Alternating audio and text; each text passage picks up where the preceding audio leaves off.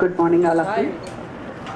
So ముందుగా ఈరోజు oral and మ్యాక్సోఫేషియల్ surgeons day సందర్భంగా మీ అందరికీ కూడా శుభాకాంక్షలు.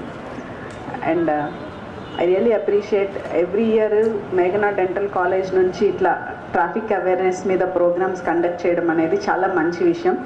అండ్ ఇక్కడ అందరికీ తెలిసిన విషయమే, ఏదైనా ఒక మంచి ప్రోగ్రామ్ అంటే సోషల్ యాక్టివిటీ సంబంధించింది ఏదున్నా కానీ మా లీగల్ సర్వీసెస్ నుంచి మేము కూడా మా సపోర్ట్ మేము ఇస్తాము. అట్లాగే పోలీస్ డిపార్ట్మెంట్ నుంచి కూడా ఎప్పుడు ప్రతి విషయంలో కూడా పోలీస్ డిపార్ట్మెంట్ నుంచి కూడా అందరికీ మంచి సపోర్ట్ ఉంటుంది. ఈరోజు ఈ సర్జన్ డే సందర్భంగా ఇందాక మన సాయి చంద్ గారు మాట్లాడుతూ చెప్పారు, అంటే ఫేషియల్ యాక్సిడెంట్స్ ఏమన్నా అయినప్పుడు, ఫేస్కి ఏదన్నా బోన్స్ అవి ఫ్రాక్చర్ అయినప్పుడు ఈ సర్జరీస్ ద్వారా అవి సెట్ చేయొచ్చు అనేసి. బట్ అంటే సర్జరీ అనేది సెకండరీ, కానీ ముందు మనం యాక్సిడెంట్స్ అవ్వకుండా చూసుకోవడం అనేది ఇంపార్టెంట్ కదా. యాక్సిడెంట్ అయిన తర్వాత ఫేషియల్ సర్జరీ చేయించుకుంటామా లేకపోతే ఫ్రాక్చర్స్కి తిరిగి అతికించుకుంటామా అనేది సెకండరీ. అంటే ఆ పొజిషన్లో ఉంటామో ఉండమో కూడా తెలియదు. ఇప్పుడు అందరికీ కాలేజీకి రాగానే 2 వీలర్స్ వస్తున్నాయి. పేరెంట్స్ వాళ్ళు తినకపోయినా వాళ్ళు ఎలాంటి ఇబ్బందుల్లో ఉన్నా కానీ పిల్లలు కష్టపడకూడదు, కాలేజ్లో అందరి దగ్గర పిల్లలు కూడా ఒక మంచి ఇదిలో ఉండాలి అని చెప్పేసి పిల్లలు అడిగినవన్నీ ఈరోజు పేరెంట్స్ అరేంజ్ చేస్తున్నారు. అట్లాగే అందరికీ 2 వీలర్స్ అయితే మీ అందరికీ కూడా 2 వీలర్స్ ఉండే ఉంటాయి కదా, ఉన్నాయా లేవా? గట్టిగా చెప్పాలి, ఎస్ఆర్ నో? ఇక్కడ లేవు, ఇంటి దగ్గర ఉంటాయి కదా. ఇంటి దగ్గరికి వెళ్ళినప్పుడు బండి నడుపుతారు కదా, నడుపుతారా లేదా? మరి మీ అందరిలో ఎంతమంది హెల్మెట్ వేసుకుంటున్నారు? ఇప్పుడు మీ స్టూడెంట్సే ఒక ఫ్లాష్ మాబ్ పర్ఫామ్ చేశారు. అందులో అల్టిమేట్గా చేసింది ఏంటి? హెల్మెట్ ఉన్న వాడికి సర్వైవ్ అయ్యాడు, హెల్మెట్ లేని వాడికి హెడ్ ఇంజురీ అయ్యి చచ్చిపోయాడు అనేది మీరు చెప్తున్న విషయమే. మరి మీలో ఒక 2-3 తప్పితే ఎవరు హెల్మెట్స్కి చేతులు ఎత్తట్లేదు. మరి మనం ఊరికే ఫ్లాష్ మాబ్ చేస్తే సరిపోతుందా? మన వైపు నుంచి మనం ఏం చేయాలనేది కూడా మనం చేస్తేనే తర్వాత ఎవరివైనా ఎదుటి వాళ్ళని మనం క్వశ్చన్ చేయడానికి ఉంటుంది. మనం రాంగ్ రూట్లో వెళ్ళి ఎదుటి వాడిని క్వశ్చన్ చేయగలిగే పరిస్థితి ఉంటుందా? ఉండదు కదా. కొంచెం డిస్టెన్స్లోనే మనకి డివైడర్ ఉంటుంది, కానీ అంత దూరం వెళ్ళి మళ్ళీ యూటర్న్ తీసుకొని రావాలి అంటే అంత దూరం ఎవరు వెళ్తారని చెప్పేసి వెనక్కి తిరిగేసి వచ్చి ఆపోజిట్ డైరెక్షన్లో వచ్చి యాక్సిడెంట్స్ అవుతున్న సంఘటనలు చాలా ఉన్నాయి. అలాగే ఇప్పుడు మనం చూస్తున్న దాంట్లో కనీసం రోడ్డు మీద ఒక 5 బండ్లు కనిపిస్తే ఒక 3 మినిమం సెల్ ఫోన్ మాట్లాడుతూ డ్రైవ్ చేస్తున్నారు. ఆడపిల్లలు కూడా ఏం తక్కువ కాదు, చాలామంది ఆడపిల్లలు కూడా సెల్ ఫోన్ మాట్లాడుతూ డ్రైవ్ చేస్తున్నారు. అంటే ఒక్క 2 నిమిషాల టైం మనం అంత అర్జెంట్ కాల్ అటెండ్ చేయాలి అని అంటే ఒక్క 2 మినిట్స్ బండి పక్కకు తీసుకొని ఆపి అవసరమైంది మాట్లాడేసి తర్వాత కాల్ చేస్తానని చెప్పేసి మీరు డెస్టినేషన్ రీచ్ అయిన తర్వాత మాట్లాడుకోవచ్చు. కానీ అది ఎవరూ పట్టించుకోవట్లేదు. ఆ ఫోన్ అలా పెట్టుకుంటారు ఈ చెవికి లాగా. మీరు ఎటు వెళ్తున్నారో తెలియదు. మీరు డ్రైవ్ చేసే వాళ్ళకి మీకు బాగానే ఉంటుందేమో, కానీ మిమ్మల్ని చూస్తున్న వాళ్ళకి బీపీలు వచ్చేస్తాయి పక్కన. ఎందుకంటే మీరు ఎటు వెళ్తారో తెలియదు, ఆ వెనక వచ్చేవాళ్ళు పక్కన వచ్చేవాళ్ళు ఎటు వెళ్ళాలో వాళ్ళకి తెలియదు. అల్టిమేట్గా ఏదైనా యాక్సిడెంట్ అయ్యి మీరు చేసే పొరపాటు వల్ల యాక్సిడెంట్ అయ్యి ఒక కుటుంబంలోని ఒక వ్యక్తి చనిపోతే దానికి మీరు బాధ్యత వహిస్తారా? అది మనందరం వేసుకోవాల్సిన క్వశ్చన్. నేను మా ఇంట్లో మా బాబుకు కూడా రోజు ఇదే చెప్తాను, జాగ్రత్తగా వెళ్ళు, ఓవర్ స్పీడ్ చేయకు, ఓవర్ స్పీడ్ డ్రైవింగ్ చేయకు, హెల్మెట్ పెట్టుకో, కార్ డ్రైవ్ చేస్తే సీట్ బెల్ట్ పెట్టుకో. ఇవన్నీ రోజు చెప్పి నాకు అవి మైండ్లో రిజిస్టర్ అయిపోయాయమ్మ, రోజు ఇదే పాట పాడకంటాడు. కానీ రోజు చెప్తే కూడా కొంతమంది వినని పరిస్థితులు ఉన్నాయి. ఇది ఎవరి కోసం చెప్పేది కాదండి, మన కోసం మనం చేసుకునేదే. హెల్మెట్ పెట్టుకోవడం కంపల్సరీ చేసింది అని అంటే హెల్మెట్ పెట్టుకోమనేది ఎవరి కోసం? నేను హెల్మెట్ పెట్టుకుంటే ఎదుటి వాళ్ళకి ఏమన్నా ఉపయోగం ఉంటుందా? ఉండదు కదా. ఏదన్నా యాక్సిడెంట్ అయితే నాకే సేఫ్ గార్డ్లకు పనిచేస్తుంది, కానీ హెల్మెట్ నాకు యాక్సిడెంట్ అయితే ఎదుటి వాడికి పనికి వస్తుందా? పనికిరాదు. సో మనం ఎందుకు మన బాధ్యతని మనం నిర్వర్తించట్లేదు అనేది కూడా అందరూ క్వశ్చన్ చేసుకోవాల్సిన అవసరం ఎంతైనా ఉంది. అలాగే మైనర్ డ్రైవింగ్, మీరందరంటే మేజర్స్ అయిపోయారు, నో ప్రాబ్లం. కానీ ఇంట్లో మీ తమ్ముళ్ళు చెల్లెళ్ళు కజిన్స్ ఉంటారు, ఇంట్లో అమ్మ నాన్న వాళ్ళకి దగ్గరలో ఏదన్నా షాప్కి వెళ్ళి ఓ పాల ప్యాకెట్టో నూనె ప్యాకెట్టో తెమ్మంటే బండి ఇస్తేనే వెళ్తానంటారు. ఇంట్లో కదా అప్పటికప్పుడు అవసరం కాబట్టి పేరెంట్స్ కూడా సరే, ఎస్పెషల్లీ అమ్మ సరే సరే ఒక 5 నిమిషాలే కదా, వీధి చివరే కదా షాప్, వెళ్ళి తీసుకొని రా బండి తాళాలు ఇస్తారు. కానీ యాక్సిడెంట్ అనేది అనుకోకుండా జరిగేదే యాక్సిడెంట్. దానికి ఒక్క నిమిషం చాలు, వీధి చివరే అక్కర్లేదు, మనం బండితోటి రోడ్డు మీదకి రాగానే కూడా యాక్సిడెంట్ అవ్వచ్చు. అవునా? సో మైనర్కి ఎందుకు బండి ఇవ్వద్దు అంటారంటే వాళ్ళకి ఆ జడ్జింగ్ కెపాసిటీ ఉండదు. అంటే బండి ట్రాఫిక్ రూల్స్ తెలియదు, ఎట్లా వెళ్ళాలి, ఎటు నుంచి ఎటు వెళ్ళాలి, ఇవన్నీ ఏం తెలియదు. కాబట్టి వాళ్ళు ఆ తెలియనితనంలో స్పీడ్గా నడిపేసి యాక్సిడెంట్స్ అయితే దానివల్ల చాలా ఇబ్బందులు అవుతాయని చెప్పేసి మైనర్ డ్రైవింగ్ వద్దంటారు. కానీ అదేమీ మనం పట్టించుకోవట్లేదు. మైనర్స్ డ్రైవ్ చేస్తున్నారు. ఇంకా మన దగ్గర చాలా కామన్గా చూసేది ఏంటంటే ఒక్కొక్క బండి మీద మామూలుగా అయితే ఎంతమంది వెళ్ళాలి? ఎంతమంది? 2 కదా. మన దగ్గర ఎంతమంది వెళ్తుంటారు? 3 4. కొన్ని ఫ్యామిలీ సర్కస్లు కూడా నడుస్తాయి బండ్ల మీద, 5, 6. అది మరి అట్లా వెళ్తే ఏంటి ప్రాబ్లం అంటే డ్రైవ్ చేసే అతనికి, బండి నడిపే అతనికి బండి మీద కంట్రోల్ ఉండదు. హ్యాండిల్ ఎట్లాగా కంట్రోల్ చేసుకుంటాడు?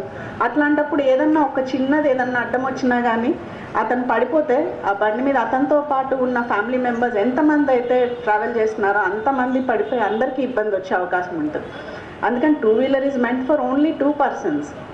మన వాళ్ళు ప్రతిదీ అంటే ఏదన్నా ఒక రూల్ పెడితే దానికి మళ్ళీ సొల్యూషన్ కూడా మన దగ్గరే ఉంటుంది.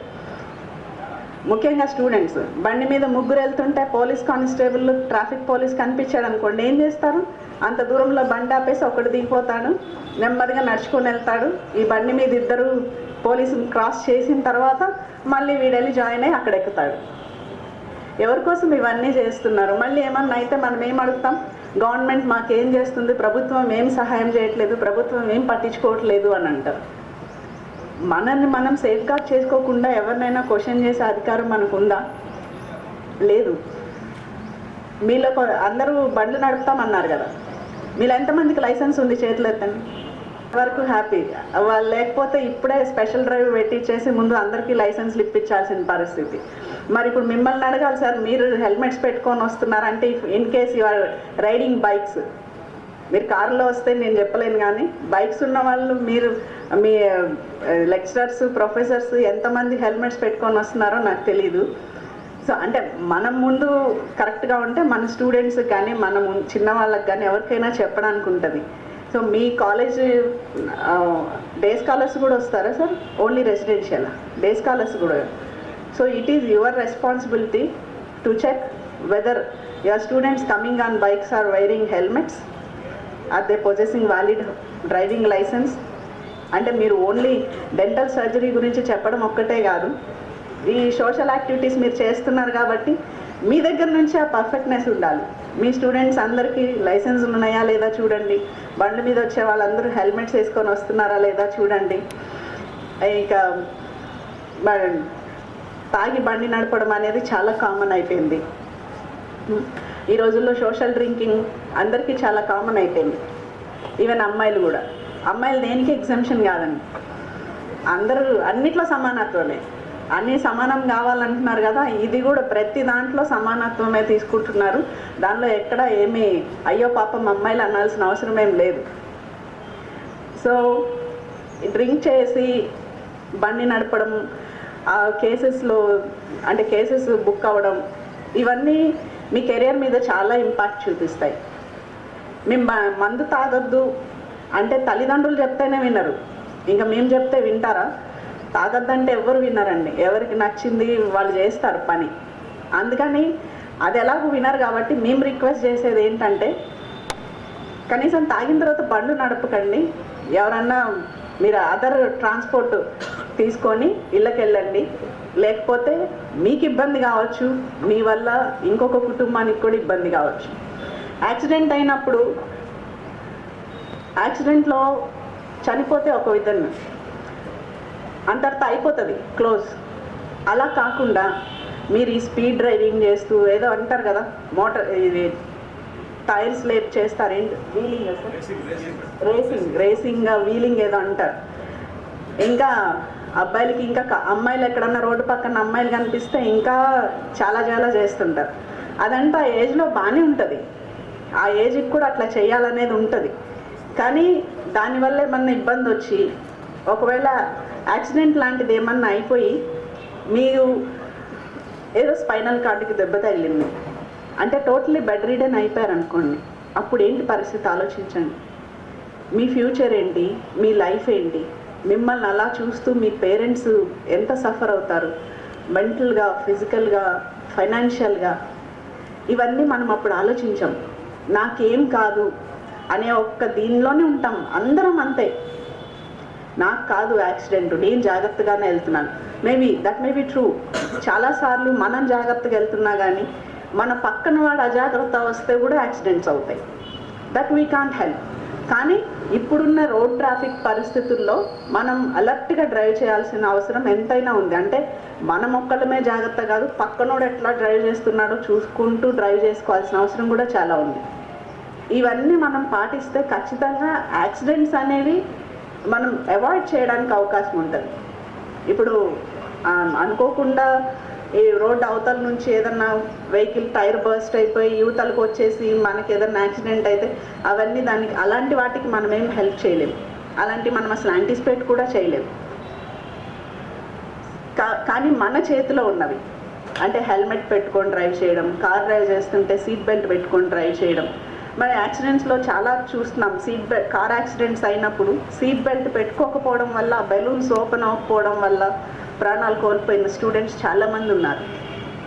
ఒకటే గుర్తుపెట్టుకోండి, మిమ్మల్ని ఒక మంచి పొజిషన్లో చూడాలని మీ తల్లిదండ్రులు మీకోసం ఎంతో కష్టపడి లక్షల్లో ఫీజులు కట్టి మీరు అడుగుతున్నవన్నీ మీకు అందిస్తూ మీ భవిష్యత్తు మంచిగా ఉండాలని ప్లాన్ చేసే తల్లిదండ్రులకి మీరు తిరిగి ఏమి ఇస్తున్నారు? మీరు హ్యాపీగా లైఫ్లో సెటిల్ అయ్యి ఒక మంచి పొజిషన్లో ఉంటే చాలు. వాళ్ళకి మనం ఏం తిరిగి ఇవ్వక్కర్లేదు పేరెంట్స్కి. కానీ తిరిగి ఈ యాక్సిడెంట్స్ ఇట్లాంటి వాటిల్లో ఏదన్నా శరీర భాగాలు కోల్పోయి వాళ్ళకి బాధను మాత్రం ఇవ్వకండి. So I request you all, మీరందరూ ట్రాఫిక్ రూల్స్ పట్ల అవగాహన కలిగి ఉండాలి, ట్రాఫిక్ రూల్స్ ఫాలో అవ్వాలి, బండ్లుంటే హెల్మెట్ పెట్టుకోండి, అర్జెంట్గా లైసెన్సులు తీసుకోండి. నేను కాలేజ్ వాళ్ళని రిక్వెస్ట్ చేస్తున్నాను, ఒకరోజు ఏదన్నా స్పెషల్ డ్రైవ్ లాగా మన ట్రాన్స్పోర్ట్ ఆఫీస్ వాళ్ళతో మాట్లాడితే ఒక స్పెషల్ డ్రైవ్ లాగా పెట్టి అందరికీ లైసెన్సెస్ కూడా ఇప్పించేయచ్చు సార్. ఆ విషయంలో కూడా ఒకసారి దృష్టి పెట్టాలని I request you. And I wish you all the very best. అందరూ సేఫ్గా ఉండండి. మీరు అనుకున్న గోల్స్ రీచ్ అయ్యడానికి మీ ప్రయత్నం, మీ డిటర్మినేషన్తో మీరు ముందుకెళ్ళండి. And all the very best to all of you. Thank you.